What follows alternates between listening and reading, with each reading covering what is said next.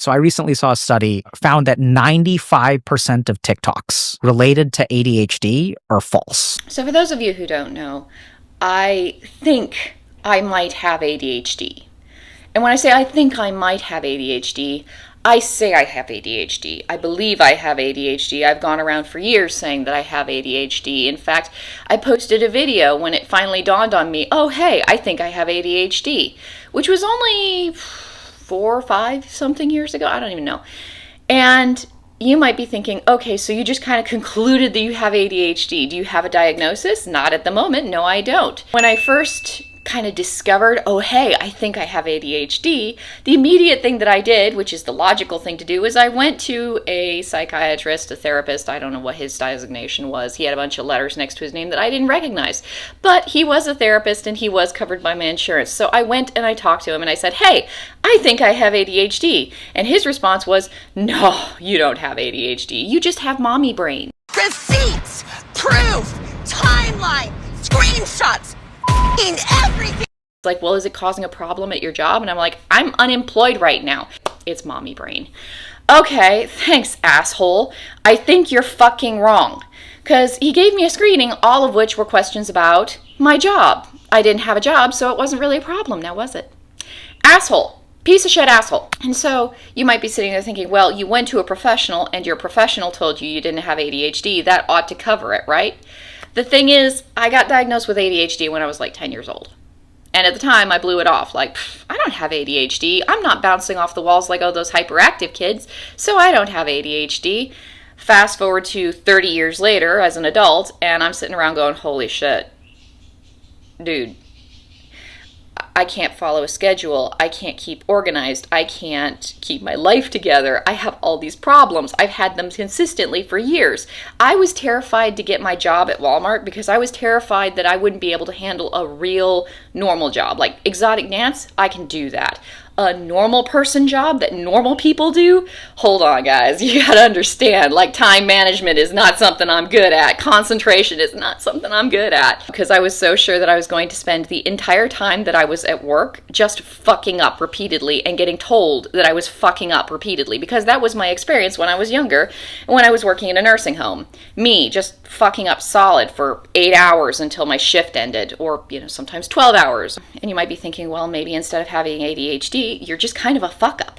And I would say that's a reasonable thing to think, except for the fact that when I try ADHD tailored kinds of solutions, they work. And that's why I'm like, oh, I have ADHD, because ADHD solutions work for me. You can give me an organizational chart that works for a normal person, and I will be sitting there looking at that chart saying, okay, I'm going to give it my best. I'm going to give it 110%. I'm going to do this. And it doesn't work at all. It doesn't work even at all, not even a little bit. Give me an ADHD geared solution and I will stick to that thing and it will work. It will be difficult, but it will work. At the end of the day, all I care about is, does my life work? Because ADHD people forget their keys, if I forget my keys, that means I have ADHD. I don't forget my keys all the time. In fact, I hardly ever forget my keys. I can tell you guys a story about how I forgot my keys, but generally speaking, I don't forget my keys. Well, ADHD people, they forget their keys, right? Well, I have my keys attached to my purse, and I have a very specific kind of purse that I use so that my keys are always attached to it so that I never forget my keys when I'm going out the door, because there was a period of years where I forgot my keys every single time I walked out the door and occasionally locked myself out. And I learned how to pick the locks at one of my apartments because I locked myself out so many times that eventually I just gave up on it. It's like, here, just pick the lock. Now, instead of picking the lock, I have my keys attached to my purse. My purse is bright pink. It is very garish. It is very easy to see. And so as I'm heading out the door, I know that I grab my purse. My purse has my keys. My purse has my, wallet. My purse has my phone. Everything is located in one centralized spot. I grab that. I understand that I am ready to go out the door. At one point, I locked my entire family out of our brand new house that we just got, this house. I locked us out of there because I got a different purse. And the keys didn't. I have a little carabiner. I love lesbian jokes about carabiners because I use them for everything. But I locked my keys onto my old purse, but they didn't lock onto the new purse the way it was designed. And so I forgot my keys and I locked us all out of the house, and we had to pay like $300 for a locksmith.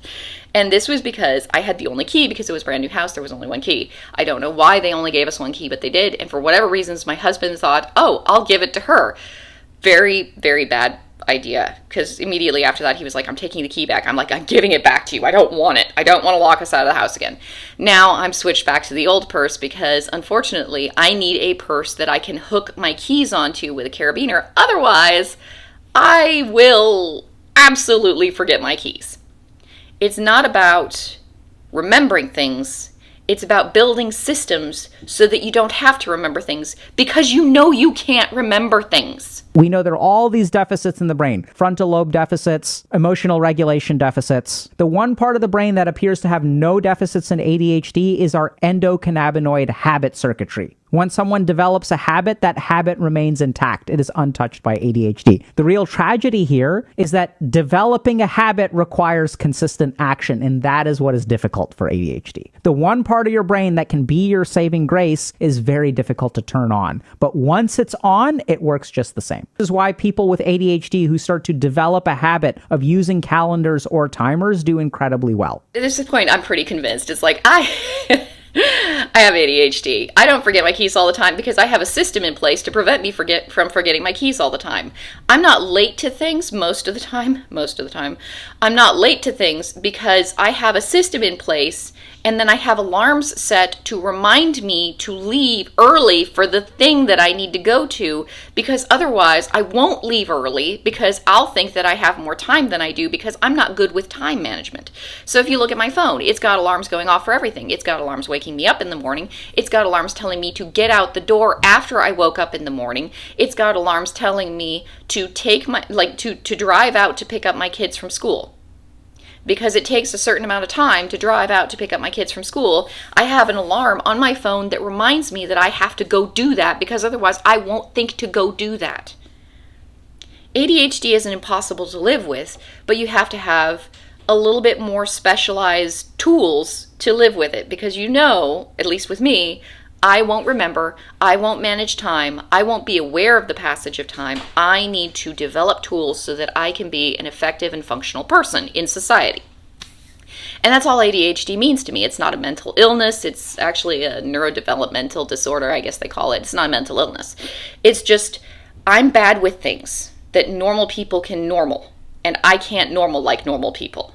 So I have to have tools. And once I have those tools in place, then I can, kind of simulate being a normal person, and it's not as bad. I have other issues like, I tend to get excited and I tend to talk a lot, and then I, have to be careful because I'll jump around from conversation to conversation. I have issues, little tiny quirks, and I have to live around my little tiny quirks, but that's life. And then there are bonuses for having ADHD as well, and I'll get into those later. But the thing is, I don't worry about getting diagnosed with ADHD because I've lived with ADHD my whole life, and for me it's about finding tools that work. It's not about my personal identity. It's not about, being a victim or having people excuse my many, many faults, some of which have nothing to do with ADHD and everything to do with the fact that I'm a human being and I have flaws. We're seeing this concept get hijacked to describe, or I hate to say, excuse all kinds of relatively normal behavior. So the other really scary thing that I'm seeing is people are starting to use mental illness as an excuse. Anyway, let's talk about ADHD a little bit. So for the purposes of this video, we're going to assume that I do have ADHD. I will be shocked if I don't. But you never know. Here's the thing. You really don't know. And I think that therapy and psychology and psychiatry and all this has gotten so bad at this point, it would be intellectually dishonest of me not to keep an open mind. For a few years now, I've been getting comments, we think you have autism. I think you have autism. Is it ADHD? Are you sure? Maybe it's just autism. And so I made this video about, I don't think I have autism, I think I have ADHD. I tried, again, to keep a very open mind on this, but it's pretty obvious to me that I don't have any real autism traits. I have ADHD traits. They might look like autism traits on the outside, but when you scratch the surface, they're pretty solidly ADHD traits. But again, open mind. And also I was hearing about this thing called AuDHD, which I guess is pronounced AuDHD, but that sounds really weird to me, so I'm just going to say AuDHD. Anyway, I was hearing about it, and I was sitting there at the very tail end of this video going, you know what, this is crazy. We are learning so much about the human mind, and this is so cool, and there's so much more new information coming out, so maybe they're actually, like I had heard that they were actually the same thing, and these are just different elements of the same disorder. And I was like, that's really mind-blowing. I can't imagine. It's the dating cycle of someone that's ADHD, autistic ADHD. I think it's the dopamine of it. It's the dopamine of the likes. It's the dopamine of the validation. Then I go, autistic adults do not compulsively text 50 strangers a day. Then I saw this video, and I am the kind of person who very quickly gets excited about new ideas. And so I swear I'm not making up the ADHD thing, but I do. I'm very stereotypical. I get excited about new ideas, and it was like, hey, this is a really interesting concept, so I wanted to talk with you guys about it. There's a lot of stuff going on here that kind of makes me think that this lady is right. I had to edit so much of her video down, and I had to cover, like, she has this beautiful video. It's lovely. It's well constructed. It's really informative. I'll post a link in the description, so please, like, look in the little description down there. heavy masking on a first date because I want you to love me. What really annoys me here is that she's talking about masking. Masking has become this catch-all defense to explain away any mismatch between their claimed diagnosis and how they actually function. My experience with masking, I think masking is more of an autism thing than an ADHD thing, but there is some crossover because whenever you're dealing with something neurodevelopmental, you get a little bit of masking. For me, my biggest experience with masking was when I started working in a strip club, and my whole goal working in a strip club, like I had a few goals: get my life in order, get back in shape, learn how to normal like a normal person. Because I was really bad at it. I didn't know how to have normal conversations.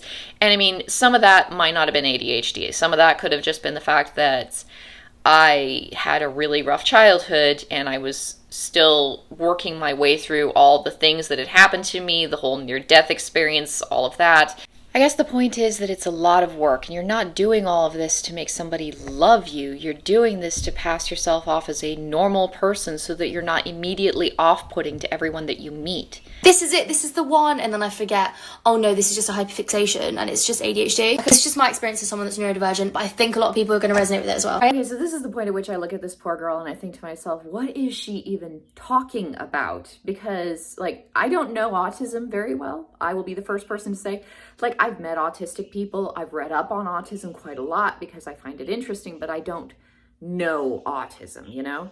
I know ADHD. I live ADHD. What is this girl talking about?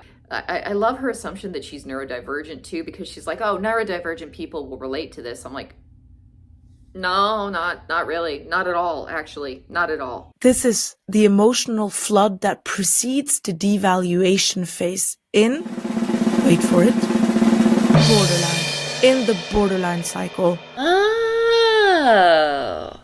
I dated a girl like that once. It was a trip. She tried to get back together with me later. I was like, oh, no. But yeah, no, that makes a lot of sense. That's a very, yeah, like the moment she said it, it's a recognizable pattern. The thing about borderlines, this guy is addicted to my camera. He will not leave it alone. Please leave it alone. The thing about borderline that I read that was really interesting, they call it borderline personality disorder. It makes you naturally think that, oh, it's pretty permanent. From everything I've read, it's highly treatable. It's just getting the person to get the treatment is kind of tricky because they have to realize something's wrong. If you tell a person with borderline personality disorder, oh, hey, you have AuDHD, yeah, that's really trendy and all. ADHD is trendy, autism is trendy. These are all trendy illnesses to be diagnosed with. But the problem is then she's not getting the help she needs, and she is a walking emotional time bomb to anybody that she forms a relationship with. And now she's claiming to be stimming. And I'm sorry, only a blind clinician would accept this as autistic stimming. Her tapping her foot, her asking, what do you mean? What do you mean? What do you mean? That's anxiety management. Oh, yes, he still won't leave the camera alone. Why won't you leave the camera alone? Anyway, I think by this point we've all seen videos of people doing things that they claim are stimming that are pretty clearly not stimming.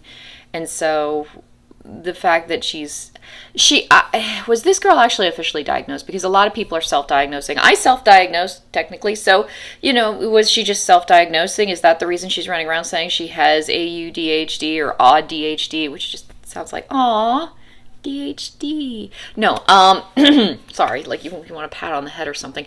No, I still can't call it AuDHD. It's just too weird for me. I'm sorry, guys.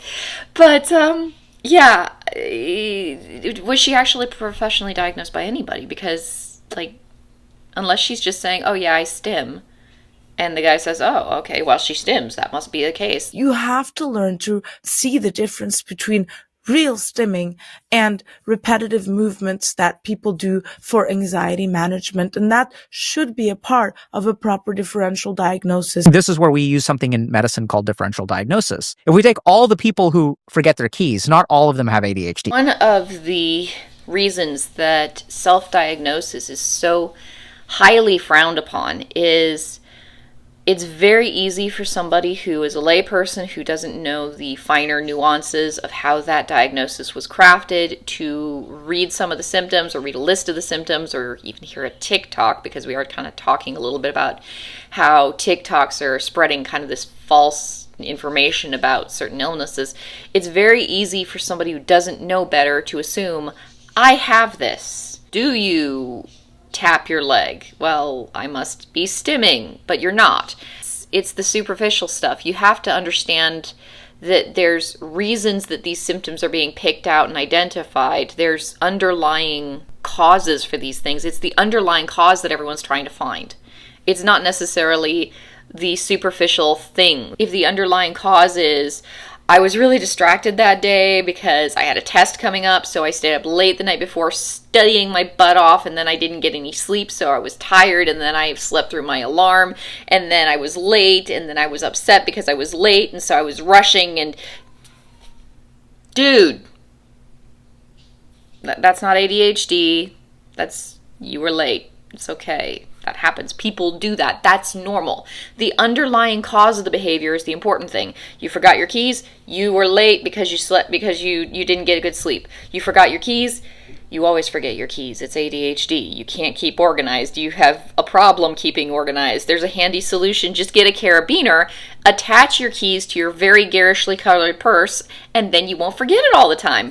Okay, so I don't trust clinicians. First of all, I went to the one guy who was like, oh, you don't have ADHD because it's not interfering with your job. It's like, it's really hard for ADHD to interfere with my job if I don't have a job.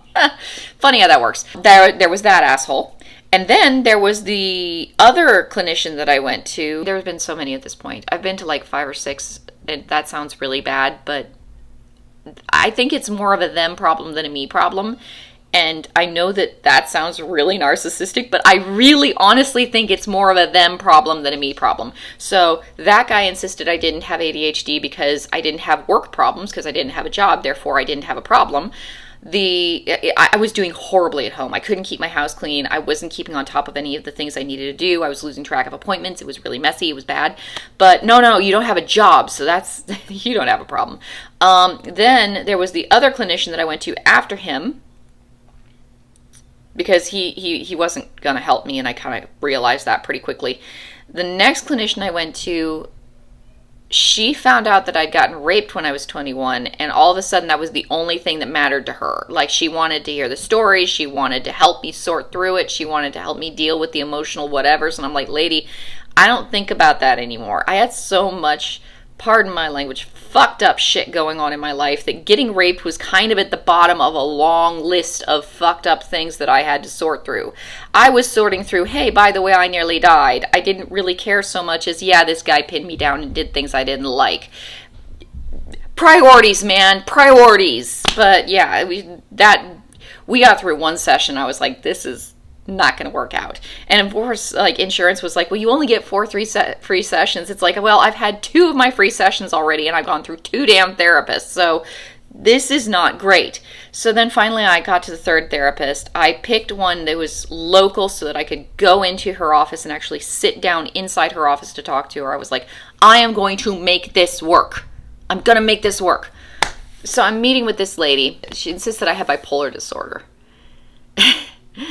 And I mean, I made a bunch of videos about that because at first I was like, I don't believe this bitch. And then I was like, well, I'm pretty fucked up. Something's got to work. Maybe she's right. Maybe I've just not been open to the possibility because she's insisting. Every time I come in, she's insisting. I have 33 years experience. I know bipolar when I see it. Bitch, you wouldn't know your ass from a hole in the ground, but that's beside the point. At one point, I brought in a copy of the DSM diagnostic criteria. Like I printed it out and brought it in to my therapy session with this lady. And I'm reading through the diagnostic criteria because I don't actually match the diagnostic criteria for bipolar disorder. Like, I can't make myself fit into this. Like, you were talking about a square peg in a round hole. The two don't match up. And I keep on bringing this to her attention, and she keeps on trying to make it all fit. And I thought that was really weird. But by this point, like, I don't necessarily trust clinicians. Like, a differential diagnosis is important. Like, looking at something and saying, hey, what about this over here? Doesn't that rule it out? What the hell are you doing? All of these three diagnoses now, so autism, ADHD, and AuDHD, are overwhelmingly hijacked by these borderline narcissistic women. It took me longer than it should have to realize that she wasn't talking about sort of narcissistic. She means borderline and narcissistic. And that's, oop, no kitty. Oh. Bella. But yeah, I can see that. That makes sense. Like when she points it out, it's like, well, yeah, that tracks. The smoking gun here that disproves the narrative is that the clinical autism and ADHD comorbidity in children is around 80% male, so boys, while AuDHD is predominantly diagnosed in adult women, 30 to 50 years old, high-functioning, articulate, university-educated, and chronically tired from decades of emotional chaos. And that's the part that's really fascinating because it's very easy for me to get excited about new ideas and then kind of just go with what sounds right. But here she's providing some rather compelling evidence to suggest that what she's saying isn't just, hey, I have this theory. I mean, I can see this. I can see this being a reality. And that's why I'm making the video. Like, what do you guys think? Because we have reduced the diagnosing down to simply just self-report questionnaire. That is all it takes now. Psychiatry has become nothing more than a horoscope. Okay, this should be fun because I totally hear what she's saying. And I also frequently hear this complaint from people. People make it their entire personality. People make their mental health their entire personality, or their gender identity their entire personality, or their sexuality their entire personality. I hear that all the time. Like, yeah. And I mean, I talked to a girl at a strip club a little while ago, and she mentioned that I can't remember which one of us brought it up. I think it might have been me. I might have been like, oh, you know what? I have ADHD, so I forget stuff. So if I forget this, please remind me. Because I do that. I do that a lot with people. And she was like, oh, well, she was actually telling me she had AuDHD. And I was like, oh, you know, I heard about that. I don't know much about it, but I heard about that. Like, I was thinking about it. It's like, because I introduce myself as having ADHD to people all the time. Like, that's one of the earlier things that I say to people when I meet them. And usually it is stuff like, I was in the strip club and there was this girl and I gave her $20 because she was selling me these boots. She wanted to give them to me for free. I was like, I will not take these for free. They're brand new. I will give them to you for money. So how does $20 sound? Like, if you really, really want to discount it, $20 is really, really low. It's a steal. And she agreed to that. So I was like, okay, here's $20, but I only have $20 for the one pair. You want to give me the other pair? That's cool. I will give you another $20 for it as soon as I earn $20. And she was like, okay. And I was like, I have ADHD. I'm very forgetful. If I don't give it to you, please remind me because I want to make sure I do this. I don't know. Like, I'm sure a lot of people would say that's making it all a part of my personality. But for me, in my day-to-day life, I find myself trying to troubleshoot my problems before they cause problems. I don't know if that's making it all my personality or not. Honestly, I'm just trying not to cause problems in my life and in the lives of the people around me. And that's what I do. I feel like I'm a walking ball of problems, and I'm constantly trying to prevent them from happening before they become problems. So yeah, I'm constantly introducing myself to people and be like, by the way, I have ADHD. So just so you know, if I start doing X, Y, or Z, just tell me I'm being an asshole. It's kind of like, I don't think I've ever really told anyone to tell me I'm being an asshole, but maybe I have. You get the idea. As having extreme mood swings or being like Dr. Jekyll and Mr. Hyde. Their behavior will... So he's literally describing borderline traits. She's right. Now that I think of it, like I've heard, like I've read little info bits on ADHD, and it's always like, oh, you're very conflicted, and so you have these two sides that are at war inside of you or whatever. And I always thought, that's interesting, that must be horrible. And they always talked about how, like, people with AuDHD, like women with AuDHD, because I've only really seen it in women. Like, only women are talking about this, which kind of fits what she's saying. But then it's like, yeah, they're more heavily affected than normal ADHD people. And I'm just listening to this, and it's like, she's not wrong. The volatility, it's a borderline trait, like ADHD, right? Poor emotional regulation. Yes, okay? I wish I was better at regulating my emotions. I really do. But doesn't everybody? This just happened, and it was perfect. Like, we have this door, and the latch doesn't work very well, and we need to repair it, but we haven't repaired it yet. And so I was trying to close the door, and I'm trying to close the latch, and I'm trying, and every time I try to close the latch, it isn't quite latching. And so I'm like slamming this door again and again and again, and finally it's just like, my husband comes over, and he's like, what's going on? And I'm like frustrated. I'm like, ugh, I can't get this stupid door closed. And that's it. That's what it is. It's that easily irritated, easily annoyed, everyday minor irritations get to you more than they should. It's just these little moments of like, oh, why can't I do this? It's easily frustrated. It's poor emotional control. You're easily frustrated. You're easily overwhelmed, but you're not. It's not like I have this huge blow up fight with my husband because of something. It's more like just, why can't I close this door? Why can't I? Like the Jekyll and Hyde, the outbursts, the crazy levels of it. She's right. That's borderline. That's something you see in borderline. That's something I saw with the girl I dated. That's not the same level. Borderline is a cluster B. Cluster B is like the dramatic stuff. And it makes sense because borderline is dramatic. Like, I remember that girl. I remember listening to her talk and just thinking it was fascinating because she was just all over the place emotionally, like just on a roller coaster, and it was something.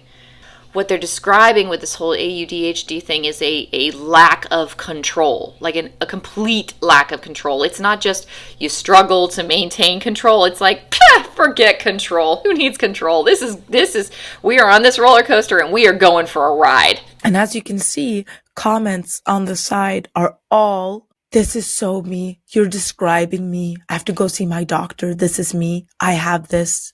All women. And now, because of psychiatrists like this, they get resources, they get attention, they get accommodation, they take resources away from real autistic kids who need it. The really cool thing here is that this is something that I, as a layperson who is not a clinician and doesn't work as a psychological professional, I never would have noticed this. I don't know much about borderline. I know a lot of superficial stuff about borderline, but I know a little bit about borderline. I know that borderline primarily happens in women.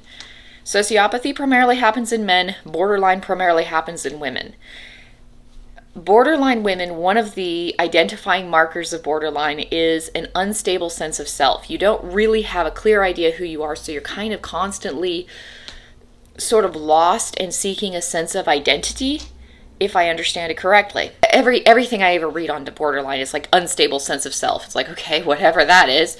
I was always terrified that I was going to be misdiagnosed as borderline because, you know, it's very common in women. So I always assumed that if I went into therapy, one of these times that I went into one of these therapists, one of them would be like, borderline. Yeah, I know it when I see it. Instead, I got bipolar. Yeah, I know it when I see it. Going back to borderline, which is not the same thing as bipolar, borderline is, again, it's primarily women, usually women, and unstable sense of self. So this whole, oh, this is so me, this is so me, immediately starts to question, like, how many of these other trendy things are because of borderline women on the internet? Like, I never thought about that.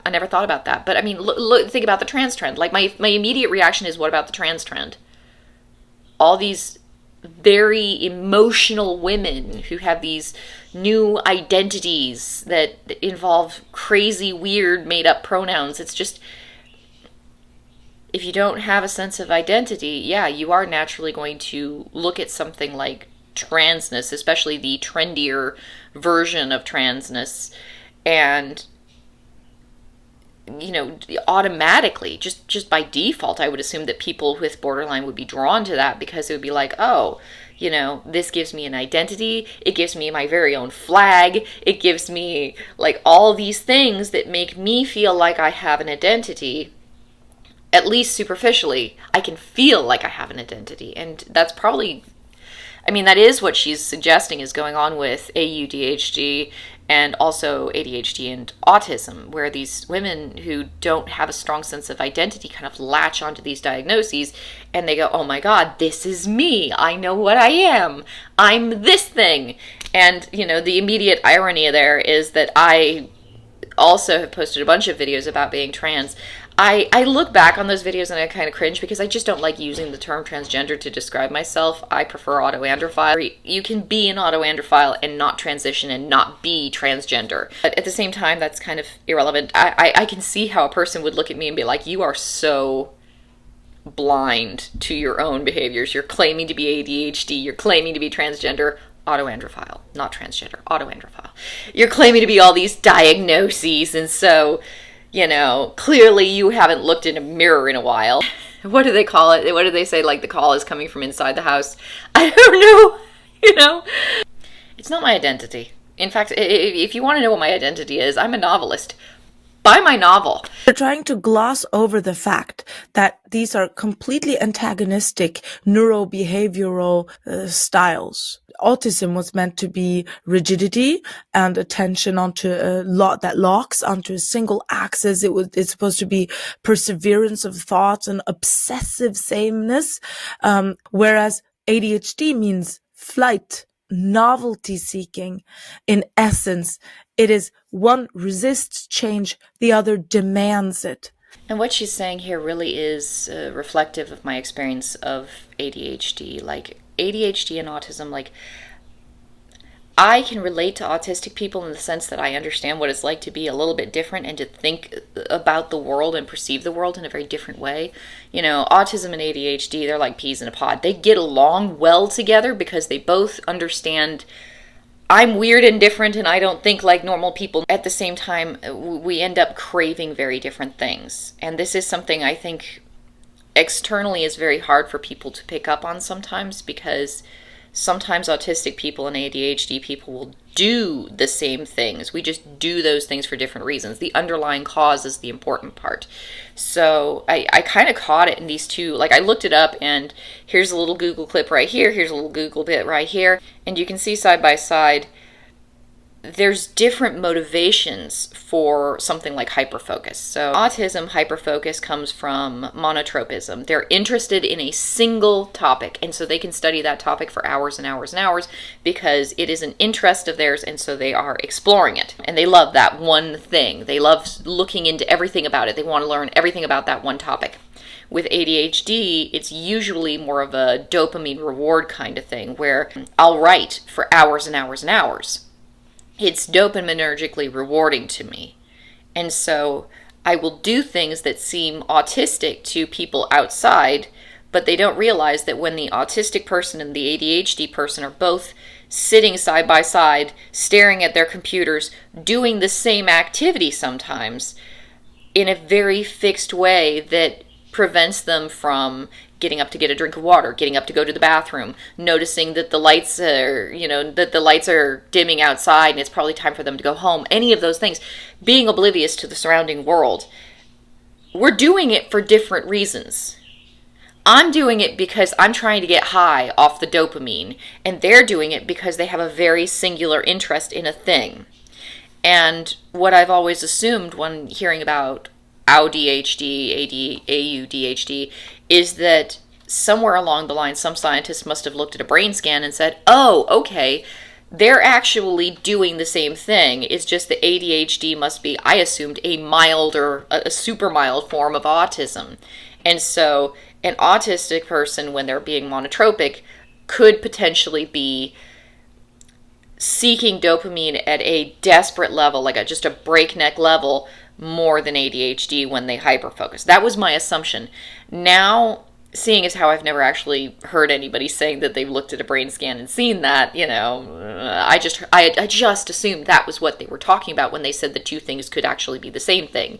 Now I'm looking at it, it's like, okay, we have, that could still be the case in some cases, but it's very possible that this particular YouTuber, this particular clinician is correct, and a vast majority of women coming forward and saying they have AuDHD, they are experiencing borderline personality symptoms, and the idea of AuDHD, it works for them. It works because it's trendy, it's an identity, it's not something treatable, really. Like, it's not something that goes away across time. Like, it's an identity. Something like borderline personality disorder, it's a mental health disorder. You can treat it, and eventually it will stop being so invasive into your life. But something like ADHD, it's like, oh, well, that's just the way your brain works, so you just have to accept it, right? You have to accept me and my problems and my many idiosyncrasies, and that's just the way the world is. So you're just going to have to work around me. Which, as a person with ADHD who's living with it every single day, it's like, no, I have to accept me. I have to accept my idiosyncrasies. I have to accept my flaws. And then I have to work around them constantly in order to fit into the world that is clearly not shaped around a person like me. Which, sometimes that's easy. Just get a really, really bright pink purse and hook your car keys onto it so you don't lose your car keys every single day.